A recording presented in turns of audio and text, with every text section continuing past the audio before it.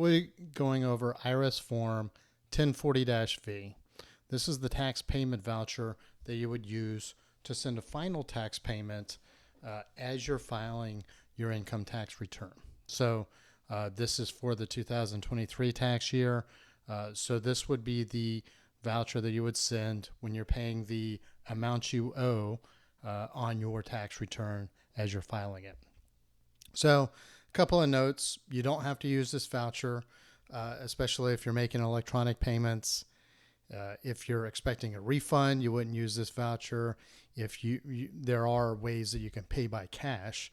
And we cover a lot of alternatives to using the tax voucher in our article. So we'll put a link to the article on IRS Form 1040-V in the show notes if you want to take a look at those other options. So couple of notes on this particular form. So when you're making a check or a money order out, you would make it to the United States Treasury.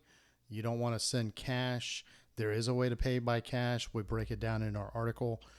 So if you do write a check or a money order, make sure that your name and address are legible on that instrument.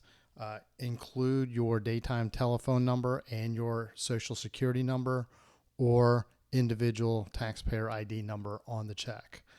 If you're filing a tax joint return, enter the social security number that's shown first on your tax return, then enter the year, the type of tax form, and whatever's appropriate. So it would be like your 2023 IRS Form 1040. On the right side of your check, just enter the amount in numbers. Don't use dashes or lines or any of the other stuff that you might see on a check. Simply just, if it's $100, write 100.00. Don't do the 00 over 100 thing or anything like that. Not that I've ever seen anyone with this particular situation, but the IRS does not accept checks of $100 million or more.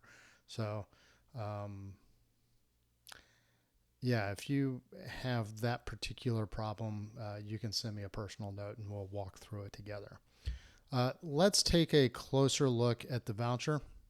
So this is pretty straightforward. This is for John and Mary Doe.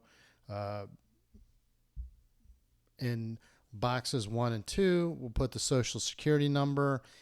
So the way the IRS would want to see this is based on whoever's shown first on a tax return. They should be shown first here on the payment voucher. So we've got John Doe's social security number, his wife Mary Jane Doe's social security number, followed by the amount that should match the amount that's on the check, again payable to the U.S. Treasury or United States Treasury. First name and middle initials, so we've got John Doe, Mary Doe, and then home address, 123 Anywhere Road, Anytown, Texas, 12345. Now this is pretty straightforward. Again, this might not be the most secure means. I have personally heard stories of mail fraud where people are brazen enough to steal checks out of outgoing mailboxes. Even the big blue security boxes, I've had postal inspectors tell me that they're always trying to defeat the latest scams when it comes to people stealing checks out of the mail and then forging them or using them to commit financial fraud. So, I personally use the IRS website to make tax payments. And I've put together videos on how to do that through the IRS website.